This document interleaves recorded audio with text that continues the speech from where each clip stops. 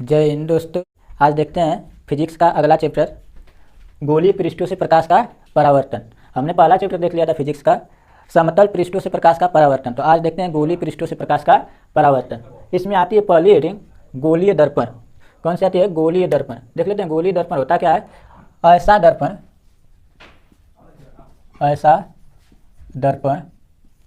जिसका परावर्तक तल गोलीय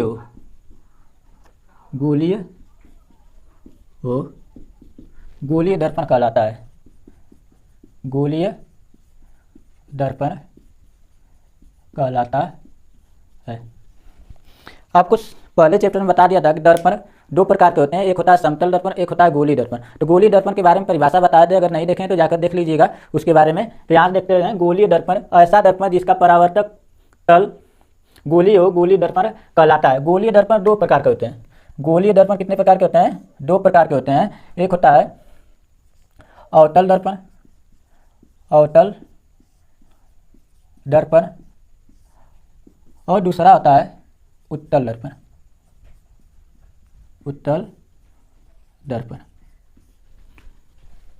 कॉनकेव मिरर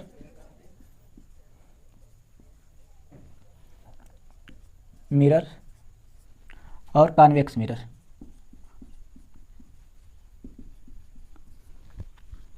देख लेते हैं अवतल दर्पण होता क्या है। अवतल दर्पण ऐसा दर्पण जिसके उभरे हुए भाग पर कलई किया गया हो। ये देखिए कलई किया गया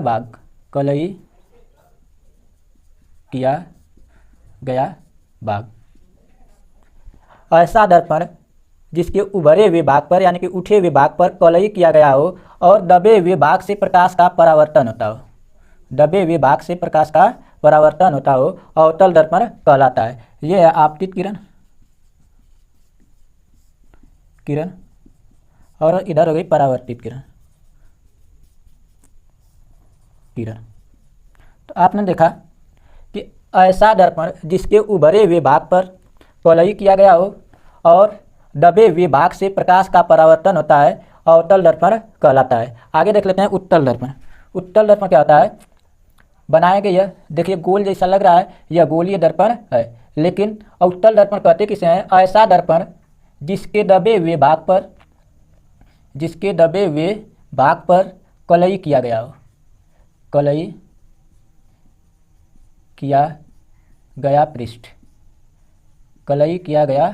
पृष्ठ।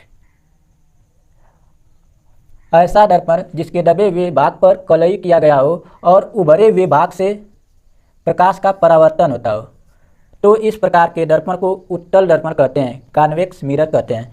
तो आपने देख लिया कि गोलीय दर्पण किसे कहते हैं? ऐसा दर्पण जिसका परावर्तक तल गोलीय हो, गोलीय दर्पण कहलाता है। गोलीय दर्पण दो प्रकार का होता है, अवतल दर्पण कॉनकेव मिरर। ऐसा दर्पण जिसके उभरे हुए भाग पर कलई किया गया हो और दबे हुए भाग से प्रकाश का परावर्तन होता हो, अवतल दर्पण कहलाता है। आगे उत्तल दर्पण ऐसा दर्पण जिसके दबे हुए भाग पर कलई किया गया हो और उभरे हुए भाग से प्रकाश का परावर्तन होता हो, उत्तल दर्पण कहलाता है। आइए देख लेते हैं गोलीय दर्पण से संबंधित कुछ परिभाषाएं आती हैं। देख लेते हैं गोलीय दर्पण से संबंधित परिभाषाएं। पहला आता है दर्पण का ध्रुव। देखिए दर्पण का ध्रुव कहें किसे? यह हो गया अवतल दर्पण। कौन सा दर्पण है? अवतल दर्पण। यह है उत्तल दर्पण।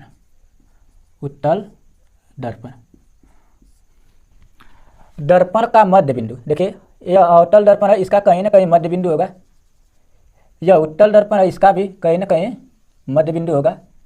दर्पण का मध्य बिंदु ही दर्पण का ध्रुव कहलाता है। दर्पण का मध्य बिंदु ही दर्पण का ध्रुव कहलाता है। इसे P से प्रदर्शित करते हैं।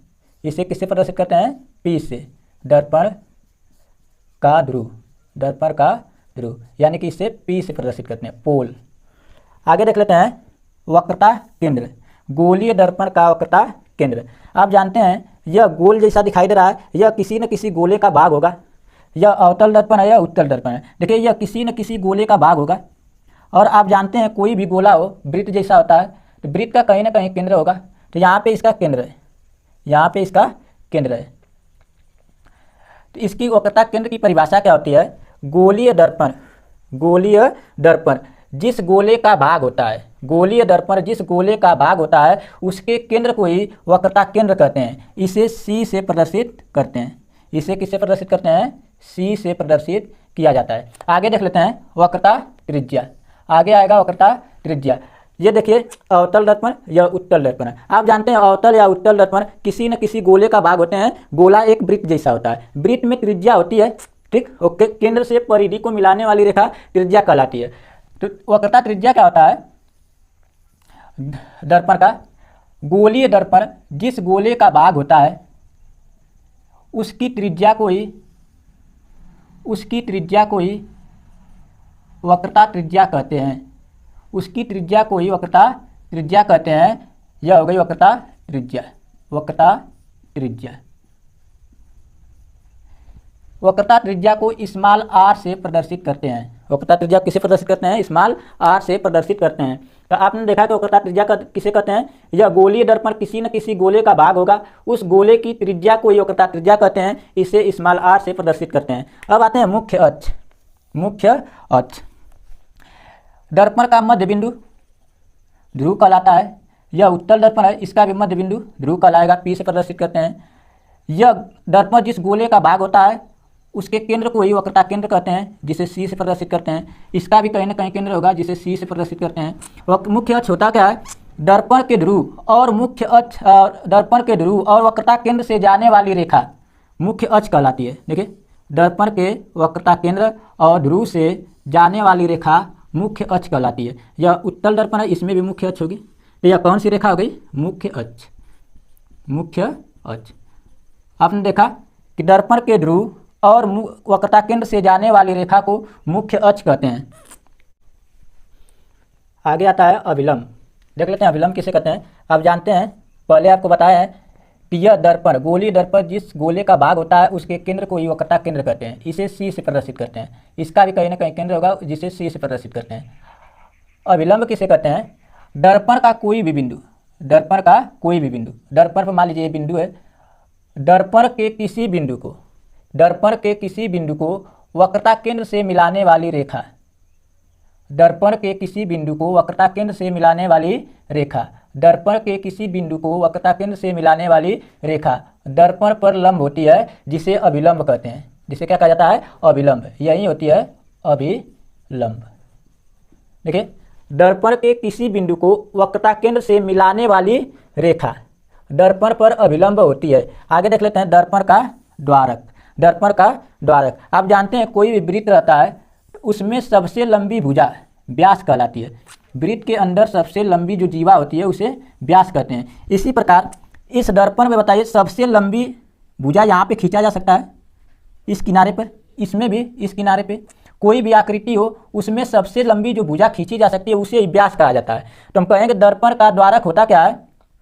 दर्पण के व्यास को, दर्पण के व्यास को, व्यास मतलब इसमें जो वह भुजा जो सबसे लंबी खींची जा सकती है उसे दर्पण का व्यास कहते हैं। तो देखिए दर्पण के व्यास को ही, दर्पण के व्यास को ही दर्पण का द्वारक कहते हैं। इसे क्या कहा जाता है? द्वारक। इसे ही द्वारक कहते हैं। इतना कितना इसका द्वार है, यही द्वारक कहलाता है। आगे देख लेते हैं गोलीय दर्पण से संबंधित कुछ परिभाषाओं में मुख्य फोकस, मुख्य फोकस या फोकस, या फोकस। आगे देखिए यह हो गया अवतल दर्पण। कौन सा दर्पण हो गया? अवतल दर्पण। ऐसा दर्पण जिसके उभरे हुए भाग पर कलई किया गया हो और दबे हुए भाग से प्रकाश का परावर्तन होता हो, अवतल दर्पण कहलाता है। यह हो गया उत्तल दर्पण। ऐसा दर्पण जिसके दबे हुए भाग पर कलई किया गया हो और उभरे हुए भाग से प्रकाश का परावर्तन होता हो, उत्तल दर्पण कहलाता है। आइए देख लेते हैं मुख्य फोकस या फोकस होता क्या है। यह हो गया दर्पण का ध्रुव, दर्पण का ध्रुव जिसे पी से प्रदर्शित करते हैं, जिसे पी से प्रदर्शित करते हैं। यहाँ पर हो गया दर्पण का वक्रता केंद्र सी, यहाँ पर भी हो गया दर्पण का वक्रता केंद्र सी। आप जानते हैं कि दर्पण के वक्रता केंद्र और ध्रुव से जाने वाली रेखा मुख्य अक्ष कहलाती है। यह भी दर्पण का मुख्य अक्ष हो गया, मुख्य अक्ष। यह भी क्या हो गई, मुख्य अक्ष।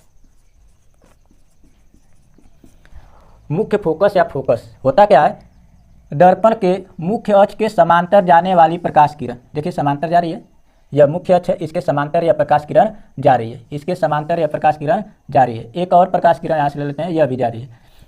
दर्पण के मुख्य अक्ष के समांतर जाने वाली प्रकाश किरण दर्पण से परावर्तन के पश्चात, दर्पण से परावर्तन के पश्चात मुख्य अक्ष के जिस बिंदु पर आकर मिलती हैं उसे ही कहा जाता है मुख्य फोकस, उसे ही कहा जाता है मुख्य फोकस। इसे यफ से प्रदर्शित करते हैं। देखिए यहाँ पे आके मिली हैं सभी प्रकाश किरणें परावर्तन के पश्चात, इसे कहेंगे मुख्य फोकस। इसमें देख लेते हैं, यह तो कलई किया गया भाग है, प्रकाश किरणें आएंगी तो पार जाएंगी नहीं, यहीं से लौट जाएंगी। तो मुख्य अक्ष के समांतर जाने वाली प्रकाश किरण, मुख्य अक्ष के समांतर जाने वाली प्रकाश किरण दर्पण से परावर्तन के पश्चात, दर्पण से परावर्तन के पश्चात मुख्य अक्ष के जिस बिंदु से आती हुई प्रतीत होती हैं उसे ही मुख्य फोकस कहते हैं, उसे ही मुख्य फोकस कहते हैं। तो आपने देखा कि यहाँ पे बिंदु मिल गया जिसे यफ से प्रदर्शित करेंगे। तो होगा क्या, अवतल दर्पण में मुख्य अक्ष के समांतर आने वाली प्रकाश किरण दर्पण से परावर्तन के पश्चात मुख्य अक्ष के जिस बिंदु पर मिलती हैं या मिलती हुई प्रतीत होती हैं उसे ही मुख्य फोकस कहते हैं। आगे चलिए देखते हैं फोकस दूरी।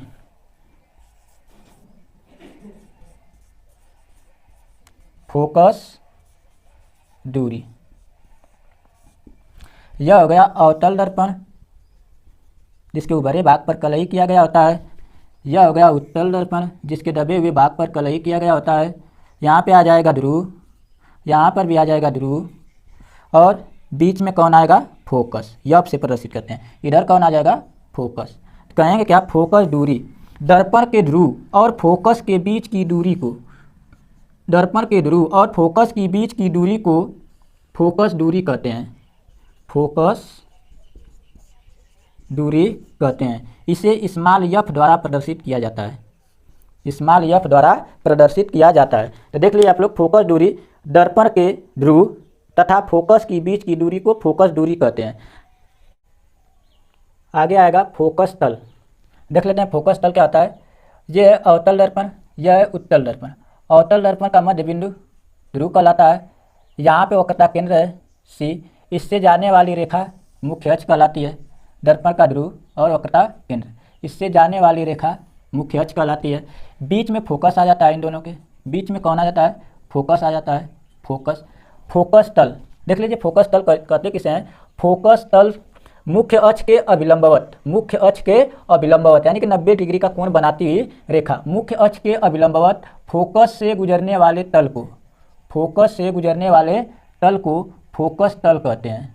क्या कहा जाता है, फोकस तल कहा जाता है। ये दोनों क्या है, फोकस तल है, फोकस तल यानी कि मुख्य अक्ष के अभिलंबवत फोकस से गुजरने वाले तल को फोकस तल कहते हैं। इस तरह से हमने देखा कि गोलीय दर्पण दो प्रकार के होते हैं, और गोलीय दर्पण से संबंधित जितनी भी परिभाषाएं थी, उनसे रिलेटेड जितनी भी परिभाषाएं थी, सब आपको हमने बता दिया। इसका PDF डिस्क्रिप्शन बॉक्स में मिल जाएगा, आप लोड करके वहां से नोट कर सकते हैं उसको। आगे देखते हैं गोलीय दर्पण से प्रतिबिंब बनाने के नियम। गोलीय दर्पण से प्रतिबिंब बनाने के 3 नियम है। कितने नियम है, 3 नियम। पहला नियम देख लीजिएगा, प्रथम नियम, प्रथम नियम।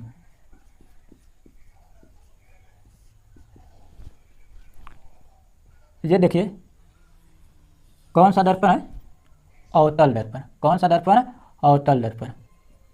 यह हो गया अवतल दर्पण, और ये हो गया उत्तल दर्पण।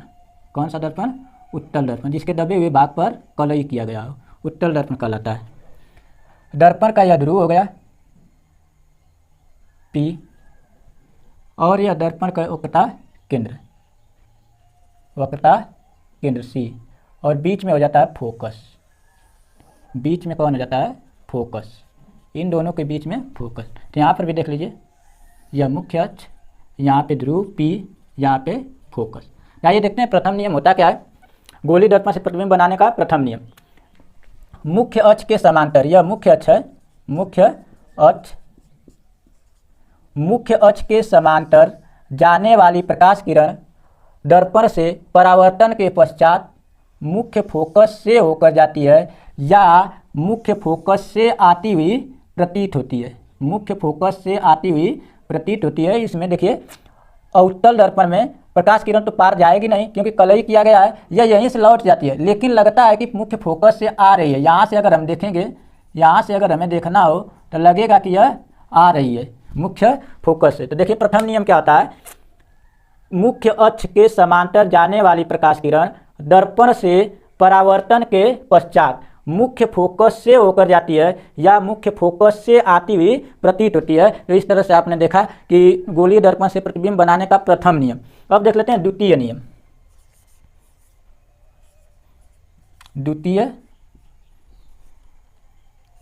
द्वितीय नियम देखिए, यह हो गया अवतल दर्पण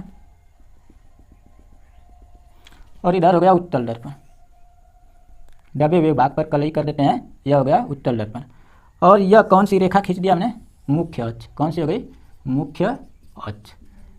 दर्पण के ध्रुव और वक्रता केंद्र से जाने वाली प्रकाश किरण क्या कहलाती है, मुख्य अक्ष कहलाती है। यह पोल हो गया, यहाँ पे फोकस हो जाएगा, फोकस, यहाँ पे वक्रता केंद्र हो जाएगी, यहाँ पे फोकस हो जाएगा और वक्रता केंद्र हो जाएगा। देखिए द्वितीय नियम क्या कहता है कि दर्पण के मुख्य फोकस से जाने वाली प्रकाश किरण या मुख्य फोकस की ओर जाने वाली प्रकाश किरण, मुख्य फोकस की ओर जाने वाली प्रकाश किरण, दर्पण के मुख्य फोकस से जाने वाली प्रकाश किरण या मुख्य फोकस की ओर जाने वाली प्रकाश किरण दर्पण से परावर्तन के पश्चात मुख्य अक्ष के समांतर चली जाती है, मुख्य अक्ष के समांतर चली जाती है। देखिए यह मुख्य अक्ष है, मुख्य अक्ष के समांतर चली जाती है। तो आपने देखा कि द्वितीय नियम, गोलीय दर्पण से प्रतिबिंब बनाने का द्वितीय नियम, मुख्य फोकस से जाने वाली प्रकाश किरण या मुख्य फोकस की ओर जाने वाली प्रकाश किरण दर्पण से परावर्तन के पश्चात मुख्य अक्ष के समांतर चली जाती है। आगे देखते हैं तीसरा नियम। आगे तृतीय नियम, ये बताइएगा कौन सा दर्पण है, उभरे हुए भाग पर कलई कर देते हैं और दबे हुए भाग से प्रकाश का परावर्तन होता है, अवतल दर्पण कहलाता है। ऐसा दर्पण जिसके दबे हुए भाग पर कलई किया गया हो और उभरे हुए भाग से प्रकाश का परावर्तन होता हो, अवतल दर्पण कहलाता है। देख लेते हैं तृतीय नियम क्या होता है। अब जानते हैं कि यह रेखा दर्पण के ध्रुव और वक्रता केंद्र से जाने वाली रेखा मुख्य अक्ष कहलाती है, मुख्य अक्ष कहलाती है। और यह दर्पण का मध्य बिंदु ध्रुव कहलाता है, पोल जिसे P से प्रदर्शित करते हैं। यहाँ पे कहीं न कहीं इसका वक्रता केंद्र होगा जिसे C से प्रदर्शित करते हैं, इसे भी C से प्रदर्शित कर देते हैं। इसके बीच में फोकस होता है। तो तृतीय नियम क्या होता है कि दर्पण के वक्रता केंद्र से जाने वाली प्रकाश किरण, दर्पण के वक्रता केंद्र से जाने वाली प्रकाश किरण या वक्रता केंद्र की ओर जाने वाली प्रकाश किरण, देखिए इसमें पार तो होगी नहीं, बस लगेगा कि जा रही है। दर्पण के वक्रता केंद्र से जाने वाली प्रकाश किरण या वक्रता केंद्र की ओर जाने वाली प्रकाश किरण दर्पण से परावर्तन के पश्चात अपने ही मार्ग पर वापस लौट जाती है। तीसरा नियम क्या होता है, तृतीय नियम प्रतिबिंब बनाने के, दर्पण के वक्रता केंद्र से जाने वाली प्रकाश किरण दर्पण से परावर्तन के पश्चात अपने ही मार्ग पर वापस लौट जाती है। आपको हमने बताया है कि गोलीय दर्पण दो प्रकार के होते हैं, अवतल दर्पण और उत्तल दर्पण। और अभी आपको हमने बताया कि प्रतिबिंब बनाने के 3 नियम होते हैं। कितने नियम होते हैं, 3 नियम। इन नियमों की सहायता से हम दर्पण के सामने वस्तु कितनी दूरी पर रखी है उसका प्रतिबिंब बनाना सीखेंगे, प्रतिबिंब बनाना सीखेंगे। प्रतिबिंब बनाने से यह पता चलता है कि प्रतिबिंब का जो वस्तु का प्रतिबिंब होता है वह वस्तु से बड़ा, छोटा, आभासी, सीधा और कैसा बन रहा है। तो हम देखते हैं द गोलीय दर्पण 2 प्रकार का होता है, अवतल दर्पण और उत्तल दर्पण। तो पहला देख लेते हैं अवतल दर्पण से प्रतिबिंब का बनना, अवतल दर्पण से प्रतिबिंब का बनना। तो अवतल दर्पण में निम्नलिखित परिस्थितियां आती हैं जिसे प्रतिबिंब बनाया जा सकता है। पहली स्थिति आएगी जब वस्तु अनंत पर हो, अवतल दर्पण के सामने जब वस्तु अनंत पर हो, जब वस्तु अनंत पर हो तब देख लेते हैं। यह हो गया अवतल दर्पण। कौन सा दर्पण हो गया, अवतल दर्पण। अब जानते हैं यह होती है मुख्य अक्ष। कौन सी रेखा चली गई? मुख्य अक्ष। मुख्य अक्ष। यहाँ पर होता है फोकस, यहाँ पे होता है वक्रता केंद्र। ध्यान रहे कि ध्रुव से फोकस की जितनी दूरी रहेगी उतनी ही दूरी फोकस और वक्रता केंद्र के बीच की होनी चाहिए। तो हमें वस्तु कहाँ रखना है? अनंत पे रखना है। कहाँ पे रख देना है? अनंत पे। आप जानते हैं कि अनंत पर अगर कोई वस्तु है, अनंत पर कोई वस्तु है, यहाँ पे कोई वस्तु रखी हुई है, तो इससे चलने वाला प्रकाश इधर भी चलेगा, इधर भी चलेगा, इधर भी चलेगा, इधर भी चलेगा, यानी कि चारों दिशाओं में प्रकाश चलेगा। और याद रहे कि जब वस्तु का प्रतिबिंब अवतल दर्पण या उत्तल दर्पण से बनाते हैं तो इन्हीं 3 नियमों में से किन्हीं 2 नियमों का प्रयोग करके प्रतिबिंब बनाते हैं। किन्हीं 2 नियमों का प्रयोग करके हम प्रतिबिंब बनाते हैं। जो संभव हो सके वही वाला नियम लेते हैं। तो यहाँ से देख लीजिए, जब वस्तु अनंत पर रहेगी तो इससे बहुत सारी प्रकाश किरणें जाएंगी, बहुत सारी प्रकाश किरणें जाएंगी। हमें वे 2 प्रकाश किरणें लेनी है जो फोकस से होकर जाए और वक्रता केंद्र से होकर जाए। किससे होकर जाए? फोकस से और वक्रता केंद्र से। देखिए, एक अगर किरण या वस्तु कोई है अनंत पर रखी हुई, तो इससे एक किरण आएगी तो फोकस से जाएगी। कहाँ से होकर जाएगी? फोकस से होकर जाएगी। और फोकस से जाने वाली प्रकाश किरण आप जानते हैं कि द्वितीय नियम से वक्रता मुख्य अक्ष के समांतर चली जाती है। तो द्वितीय नियम से क्या होगा? मुख्य अक्ष के समांतर चली जाएगी। और एक किरण ऐसी आएगी जो वक्रता केंद्र से होकर जाएगी। देखिए, तो एक किरण ऐसी आएगी जो वक्रता केंद्र से होकर जाएगी। देखिए, जा रही है।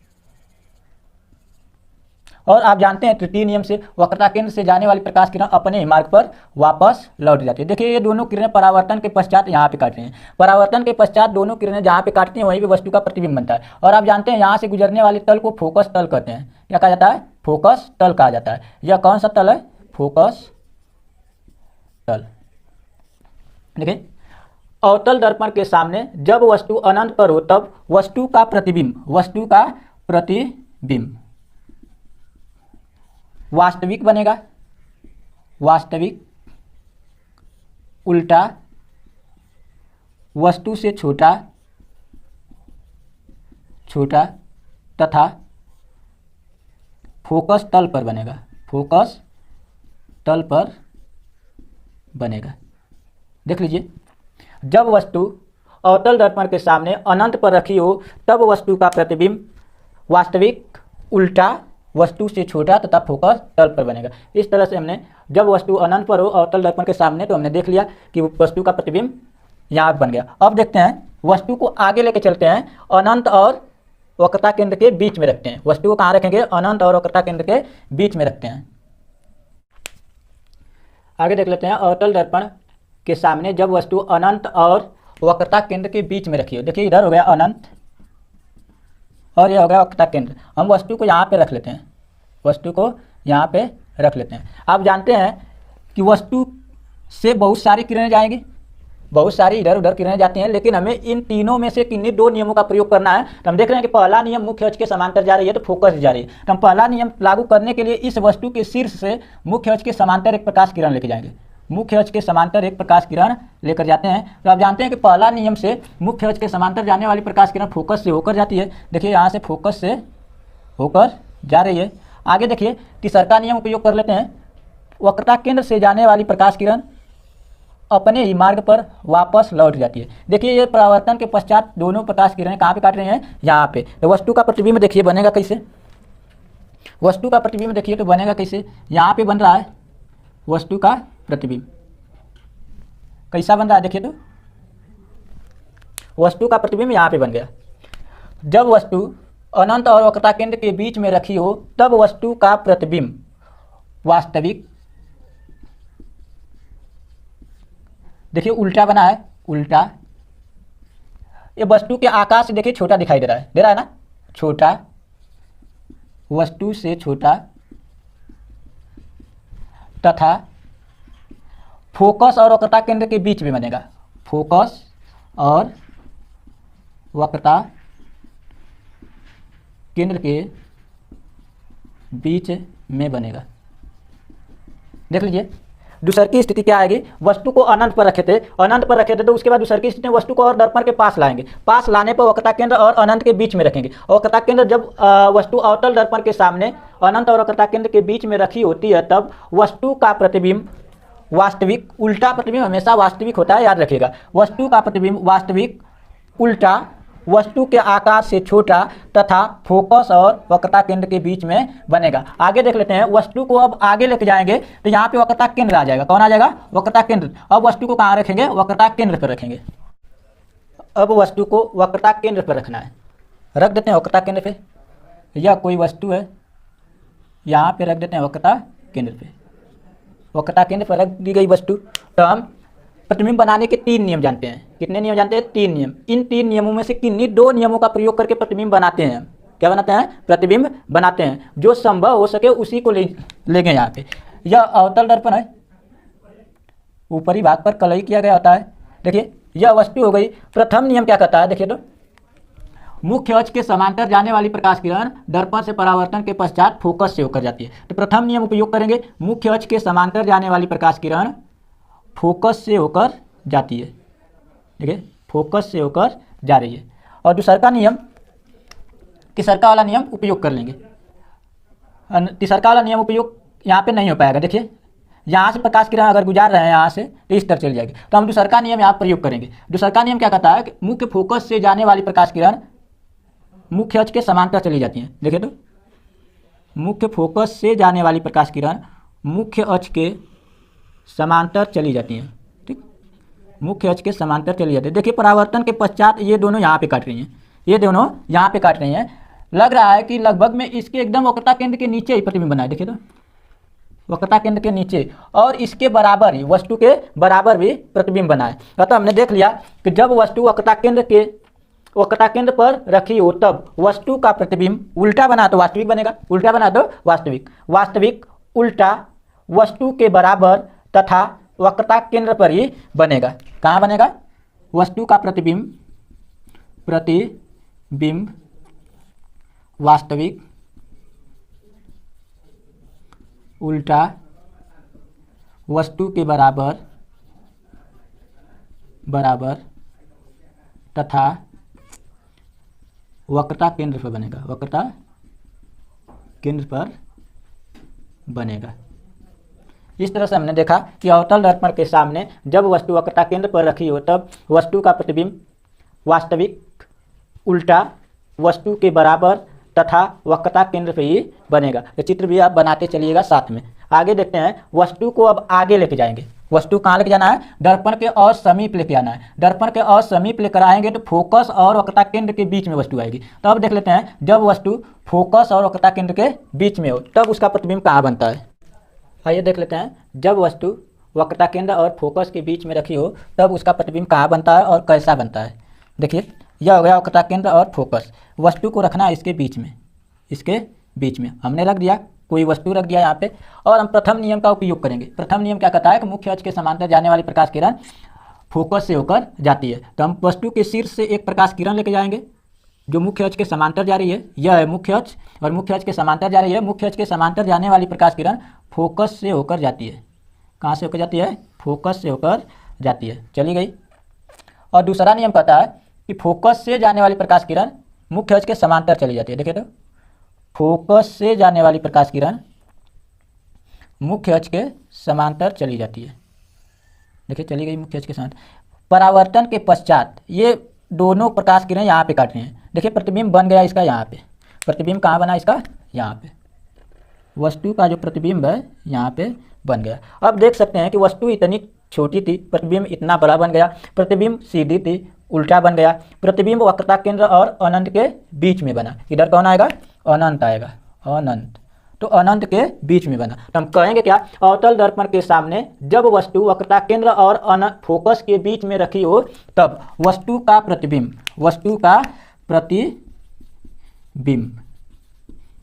वास्तविक, उल्टा बना तो वास्तविक बनेगा। वस्तु का प्रतिबिंब वास्तविक, उल्टा, वस्तु से बड़ा तथा वक्रता केंद्र और अनंत के बीच बनेगा। वक्रता केंद्र और अनंत के बीच बनेगा। इस तरह से हमने देखा कि जब वस्तु अवतल दर्पण के सामने फोकस और वक्रता केंद्र के बीच में रखी हो तब वस्तु का प्रतिबिंब वास्तविक उल्टा वस्तु से बड़ा तथा वक्रता केंद्र और अनंत के बीच में बनेगा। चित्र भी बनाते चलिएगा आप लोग। आगे देख लेते हैं, वस्तु को आगे लेके जाएंगे, वस्तु को आगे लेके जाएंगे। देखिए इससे जब आगे जाएंगे यहाँ से तो आएगा फोकस। कौन आएगा? मुख्य फोकस। तो वस्तु को आप रखेंगे मुख्य फोकस पर। अब देख लीजिए, वस्तु को फोकस पर रखना है। अवतल दर्पण के सामने जब वस्तु फोकस पर हो तब देख लेते हैं प्रतिबिंब कैसा बनता है और कहाँ बनता है। वस्तु को हम रख देते हैं फोकस पे, यह फोकस हो गया, या कोई वस्तु रखे हुए हैं। तो पहला नियम सभी में लगा रहे हैं। तो प्रथम नियम प्रतिबिंब बनाने क्या है कि मुख्य अक्ष के समांतर जाने वाली प्रकाश किरण फोकस से होकर जाती है। तो आइए देख लेते हैं, मुख्य अक्ष के समांतर जाने वाली प्रकाश किरण फोकस से होकर जाती है। देखिए फोकस से होकर जा रही है। अब देख लेते हैं तीसरा नियम क्या कहता है कि वक्रता केंद्र से जाने वाली प्रकाश किरण। देखिए तो वक्रता केंद्र से जाने वाली प्रकाश किरण, देखिए शीर्ष से लेके जाएंगे, वस्तु के शीर्ष से यहाँ से लेके जाएंगे। वक्रता केंद्र से जाने वाली प्रकाश किरण अपने ही मार्ग पर वापस लौट जाती है। अपने ही मार्ग पर क्या होती है? वापस लौट जाती है। ये देखिए दोनों लग रहा है कि एक दूसरे के समांतर जा रहे हैं, एक दूसरे के कहाँ जा रहे हैं? समांतर जा रही हैं। तो आप जानते हैं कि एक दूसरे कहाँ चले जाएंगे? अनंत पर। तो अनंत पर प्रतिबिंब कहाँ बनेगा? अनंत पर। देखिए इस तरह कहीं ना कहीं जाके अनंत पर मिलेंगे ये सब। तो वस्तु कहाँ बने, प्रतिबिंब कहाँ बनेगा इसका? अनंत पर बनेगा, अनंत पर बनेगा। देखिए देख लेते हैं, अवतल दर्पण के सामने जब वस्तु फोकस पर रखी हो तब वस्तु का प्रतिबिंब वास्तविक उल्टा वस्तु से बहुत बड़ा, वस्तु से बहुत बड़ा तथा अनंत पर बनेगा, अनंत पर बनेगा।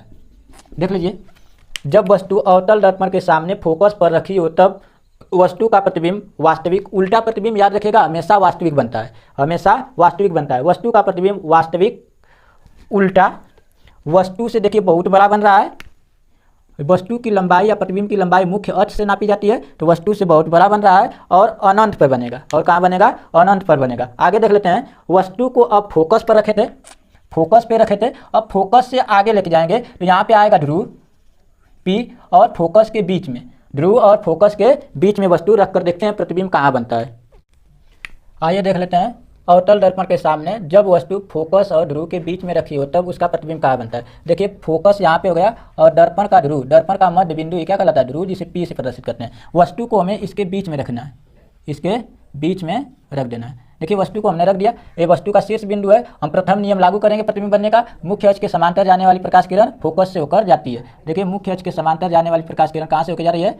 फोकस से होकर जा रही है, फोकस से होकर जा रही है। आगे तीसरा नियम उपयोग कर लेंगे, यही संभव है, जो संभव रहेगा तीनों में से वही लेंगे प्रतिबिंब बनाने के लिए। तीसरा नियम आप जानते हैं कि वक्रता केंद्र से जाने वाली प्रकाश किरण, वक्रता केंद्र से जाने वाली प्रकाश किरण देखिए जा रही है, यह शीर्ष से टकराएगी, उसके बाद जाकर दर्पण से टकराएगी, दर्पण से टकराने के बाद यह पुनः वापस चली जाती है। पुनः क्या चली जाती है? वापस चली जाती है। इस तरह वापस यह इस तरह चली जाएगी। ये देखिए किरणें, प्रकाश किरण परावर्तन के पश्चात एक दूसरे से दूर हटती जा रही हैं, तो यह आपस में मिलेगी नहीं मिलेंगी। तो इन प्रकाश किरणों को हम आगे बढ़ा देते हैं, दर्पण के पीछे इस तरह आगे की ओर बढ़ा देते हैं। देखते हैं ये प्रकाश किरणें कहाँ पे काटती हैं। देखिए यहाँ पे काट रही, प्रकाश किरणें कहाँ काटी? यहाँ पे। तो प्रतिबिंब देखिए कैसा बन गया? सीधा बन गया। प्रतिबिंब कैसा बन गया? सीधा बन गया और दर्पण के पीछे बन रहा है, दर्पण के पीछे बन रहा है। तो सीधा प्रतिबिंब हमेशा आभासी होता है, सीधा प्रतिबिंब हमेशा आभासी होता है, याद रखिएगा। यह छठवीं स्थिति आ गई। एक ही स्थिति आई है अवतल दर्पण में जब वस्तु का प्रतिबिंब आभासी बना है, बाकी सभी जितनी स्थितियाँ 5 गो आगे थी उसमें वस्तु का प्रतिबिंब हमेशा वास्तविक बना था और उल्टा बना था, लेकिन इसमें सीधा बन गया। तो हम देख लीजिए, अवतल दर्पण के सामने जब वस्तु फोकस और ध्रुव के बीच में रखी हो तब वस्तु का प्रतिबिंब आभासी सीधा वस्तु से बड़ा, देखिए वस्तु से बड़ा बना है, वस्तु से बड़ा तथा दर्पण के पीछे बनेगा, दर्पण के पीछे बनेगा। इस तरह से हमने अवतल दर्पण में प्रतिबिंब का बनना सीख लिया और प्रतिबिंब कैसा बनता है, उसकी स्थिति कैसी है, आकार कैसा है, वस्तु से छोटा है कि बड़ा, ये सब आपको हमने बता दिया। तो इस तरह से आप इसको नोट कर लीजिएगा और इसका PDF आपको डिस्क्रिप्शन बॉक्स में मिल जाएगा, वहाँ से लोड कर सकते हैं। आइए देखते हैं, जब वस्तु अवतल दर्पण के सामने ध्रुव और फोकस के बीच में रखी हो तब वस्तु का प्रतिबिंब आभासी सीधा वस्तु से बड़ा तथा दर्पण के पीछे बनेगा। देखिए दर्पण के पीछे बना है। तो इस तरह से हमने अवतल दर्पण से प्रतिबिंब का बनना देख लिया। अब देखते हैं उत्तल दर्पण से प्रतिबिंब का बनना।